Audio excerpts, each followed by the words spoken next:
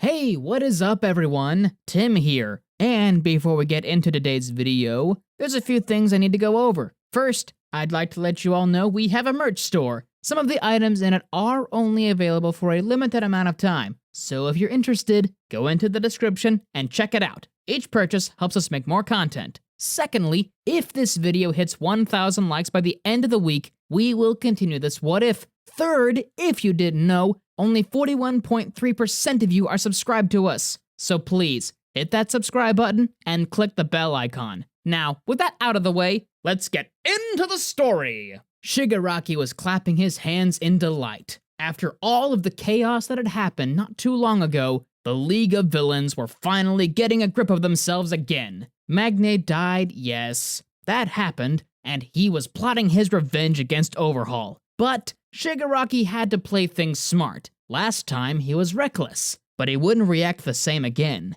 This time, he tested Toga's abilities. Shigaraki knew what kind of quirk the girl had, but he didn't know how well she was at using it. He confronted her about it. She insisted that she was exceptional in being a spy with her quirk. He nodded and said he had 2 missions for her at the time. The first mission was to infiltrate Yue's rival hero high school, Shiketsu High, and keep up the impression that she was simply one of the students there until the provisional license exams were over. He'd managed to gather info about when it would be taking place from Giran. It went perfectly. Heck, it was even better than he expected. She was able to take on the appearance of this one girl from Shiketsu, and she even made it into the provisional licensing exam. She was able to see how all of these hero students performed. She told him everything she saw during the time. She even mentioned the UA students. The ones that caught his interest the most were Bakugo, Todoroki, Uraraka, and Midoriya. Ah, you should have seen him. Izuku was so strong, and he even made some people bleed. It was so beautiful. What do you mean when you said he made some people bleed? Oh, nothing much. When he was getting cornered by some opponents, he would just barge through them. Other times, he would use his webs to drag some of his opponents down so they would be within arm's reach for his classmates. He even tag-teamed with the Space Girl to make obstacles for people that were gunning for them. Shigaraki meditated on these words. It seemed like their fighting style got a bit more aggressive since the sports festival, possibly after their experimentation as well. Wait, Shigaraki laughed. 2 tortured souls who worked together seemed like a bad combination, especially with the fact that these tortured souls probably wanted revenge on their oppressors. He could use that to his advantage, but he focused his thoughts back on Toga. Toga, I have another mission for you. Infiltrate the Shie Hasaiki. What? Calm down and be quiet for a second. I'm gonna be making a phone call. What kind of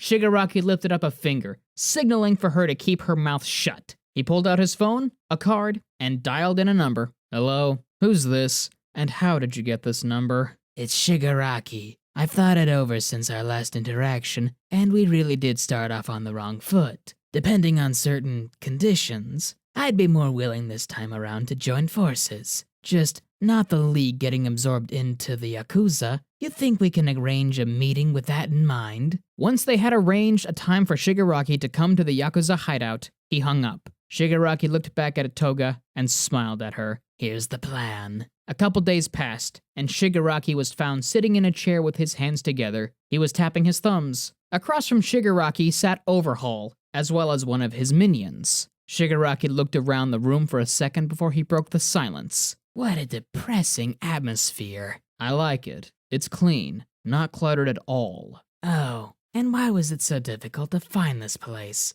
It took me a good half an hour to find this hideout. What's up with that? Pretty simple, really. We need to have all these routes in order to confuse people who could possibly be spying on us. It's the reason why the Yakuza were able to survive for so long after all. Anyways, about the phone call. Was what you said during the time true? Or did you just come here to waste our time? Shigaraki looked at the person who said that. They appeared to be rather small, and their appearance was completely concealed in a black suit with arm protrusions alongside a sewn-on plague mask. It was odd, hearing a gruff voice come out of such a pipsqueak, but Shigaraki wasn't intimidated in the slightest. He just glared at the string bean for a second before he answered. Yeah. Suddenly, Shigaraki slammed his foot onto the table in front of him and leaned back. He was starting to get comfortable. You see, our motives align quite well if you ask me. You want to use the influence that the League's name has, while I want to expand the influence that the League already has. It goes hand in hand, honestly. Can you remove your foot from the table?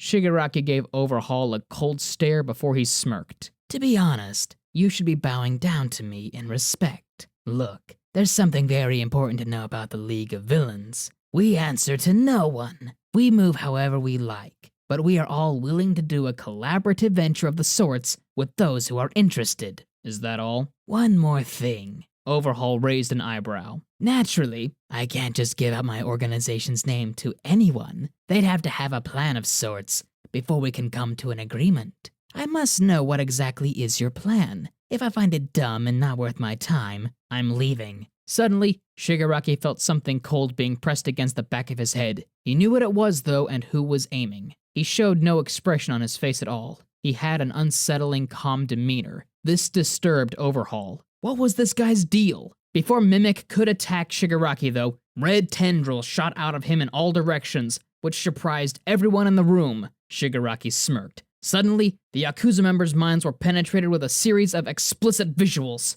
some so horrific that they were better off not being said. Carnage enveloped Shigaraki, and they produced a couple more tendrils to grab the gun out of the individual's hand. They crushed the gun in their hands before they stopped with their mind bomb. The Yakuza members looked back at Shigaraki. The lesser members backed away. Carnage retreated back into Shigaraki after he had shown them he was not someone to be treated lightly. Shigaraki pulled out what looked like a tranquilizing bullet and proceeded to question Overhaul about it. Does this plan of yours have anything to do with this? What was that just now? Mind bombs. A pretty useful ability to show dominance. Now, answer the question. I'll tell you on one condition of my own. Oh, you want to be the negotiator now. All right, go ahead and tell me your condition. If I don't like the condition, then I may as well end you here and now. That red and black substance that obnubilates you. What is it? I won't tell you that piece of information right now. That requires more trust to be gained between our organizations. Overhaul nodded before he spoke again. On an unrelated story, we focus now on Midoriya and Mirio interacting.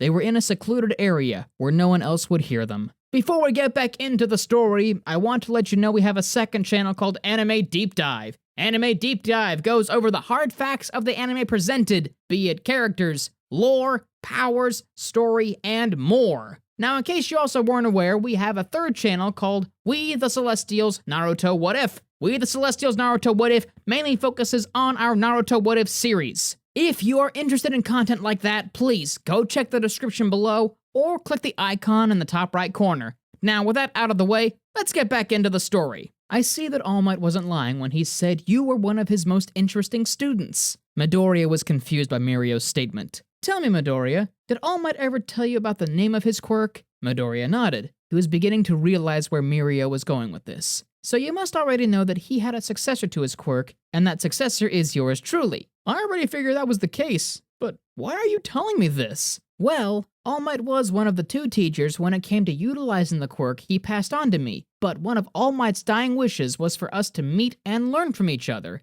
He told me a lot about you during my training of using One for All in conjunction with permeation. One of the things he mentioned was that there was something special about your quirk as well. If you don't want to tell me, I won't force you to budge. But from everything All Might had said, he saw great promise in you. Midoriya felt like bursting into tears when he heard everything that Mirio had said, but he held it in. He wasn't going to cry anymore, not after everything he'd been through. Something stuck out, though, from Mirio's statement. Thank you for the praises, Mirio, but there's something I found to be pretty odd about your statement. In the beginning, you mentioned how you had two teachers. I know the first was All Might, but who was the second? Oh, my second teacher was the one who saw great promise in me from early on and was the one to help me gain the control I have over permeation now, even though with the power amp, it has become a bit more difficult to use nowadays. You may have heard of this man as well. He was the former sidekick of All Might. He goes by the hero persona Sir Nighteye. Midoriya's eyes widened in recognition. Yeah, I heard about him, although I heard that he is really serious.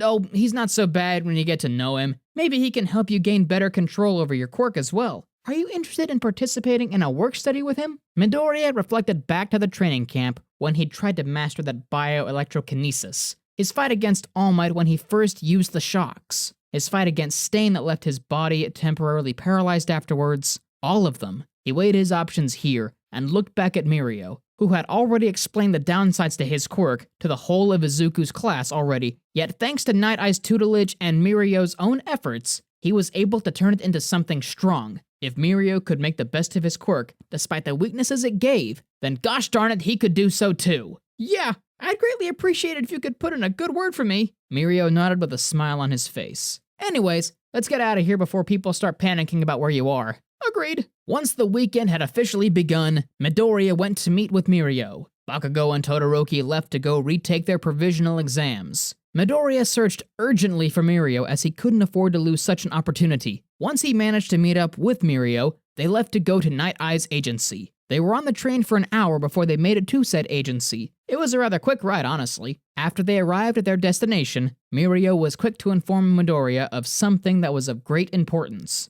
It was that Midoriya had to make Night-Eye laugh at least once throughout his work study with him. The green-haired boy looked at Mirio in surprise. Seriously, we have to make the man laugh? Of all things. Despite his appearances, Sir Nighteye holds humor in the highest regard. I also can't make Night-Eye acknowledge you either. You'll have to earn it on your own. As soon as the two entered Night-Eye's office, the first thing they saw was a blue-haired girl strapped to a strange contraption while a man with green hair and a gray suit watched her. She was laughing hysterically. I didn't know he was into BD. Sir Nighteye, I brought in a first year from UA. He was interested in being part of your work study. Oh, by the way, Izuku, that girl trapped in the contraption is Bubble Girl. She's one of Night-Eye's sidekicks, and she just got punished for not being funny. Midoriya gulped when he heard this. I see. I'm assuming Mirio already told you about how serious I take humor. That may be the deciding factor of whether I approve of you or not for the work study. Midoriya nodded before he put on his best All Might expression. He used it to introduce himself to Night-Eye, but the tall man didn't find it humorous in the slightest. Instead, he reprimanded Midoriya for the joke as he found it to be disrespectful of All Might and his legacy. When he calmed down, he went right back to business. So allow me to get this straight. You want to do a work study under me, is that correct? Give me your contract. Once Midoriya did so, Night-Eye looked at the paper. He grabbed his stamp, but paused, and then he gazed back at the boy. And how would I benefit from you? As far as I'm concerned, my agency is doing just fine with 2 sidekicks and 1 student intern. What do you have to offer? Midoriya was speechless. He didn't know what to say. Is he trying to challenge us? How about you demonstrate your abilities to me? Do everything in your power to grab my stamp in 3 minutes, and stamp the paper yourself if you truly wish to intern at my agency. You don't have to worry about messing up the room, and you won't have to worry about me counterattacking either. At most, I will not make it easy for you to grab the stamp. Cocky much. Venom consumed Midoriya and his armor in his inky substance. Midoriya got into a fighting stance and charged at Night-Eye. He shot a web at Night-Eye's stamp, but Night-Eye saw this from a mile away. He adjusted his arm and caused Midoriya to miss his target. The boy tried again, but he got closer this time. He turned invisible for a second. This surprised Night-Eye, but then he felt something tug at his stamp. He looked to the arm that held his stamp and saw the stamp begin to slip out of his hand. So, you can turn invisible, eh? Neat trick, but not good enough. Night-Eye yanked his stamp back. He spun around and closed his eyes. He listened more for Midoriya's footsteps. He couldn't see the boy, but he could at least hear him. A couple footsteps, a sudden shift of air, and Night-Eye could already tell where Midoriya was. He ducked down and avoided Midoriya's attack. Suddenly, Night-Eye felt the tempo pick up. He had to start dodging more of Midoriya's attempts at getting the stamp. The boy would blink in and out of his camouflage throughout the 3 minutes. Night-Eye was starting to build up a sweat. He wasn't prepared for a first year like this kid to be this fast. Midoriya was relentless, and Night-Eye began to grit his teeth in frustration. Suddenly, he felt his grasp on the stamp leave him. He opened his eyes in shock and looked down at his hand. It was empty. He looked back up at Midoriya, who had a big grin on his face. The boy held up the stamp in his hand and the contract before he stamped it. Well, color me impressed, I suppose. The timer then went off. I suppose I have to accept you as a student intern now. Midoriya cheered. Sweet. Now, chocolate. Night-Eye sent Midoriya off and then sat down at his desk in deep thought. He observed the room and noticed that his 10-year All Might memorabilia was left intact. He was even more impressed with Midoriya now. Looks like Tsukaichi was right in allowing a first year to keep that symbiote of his. The other symbiotes that were gathered from the investigation were going to be quite useful in taking down the League of Villains and Yakuza. They'll be of even greater importance now with his new information about the League of Villains collaborating with the Shigaraki. Midoriya may have proven his worth in using the symbiote, but I still find that he's making a big mistake here choosing first years of all people to gain symbiotes during this work study. And that's our video for the day, so thank you all for watching! Now, there's a few more matters of business before the video ends. On behalf of We the Celestials, I want to thank the writer of this video, as well as the editors of this video. Their details will be in the description below. If you're a voice actor, editor, or writer, or you're interested in becoming one of those, go to the Discord that is in the description of this video and hit up the head of one of those departments. We're always looking for members to join us. So that's it from us for today's video. So thank you all for watching, and don't forget to hit that subscribe button if you're interested, and hit that like button if you like this video. Until next time, peace out everybody, have an amazing day!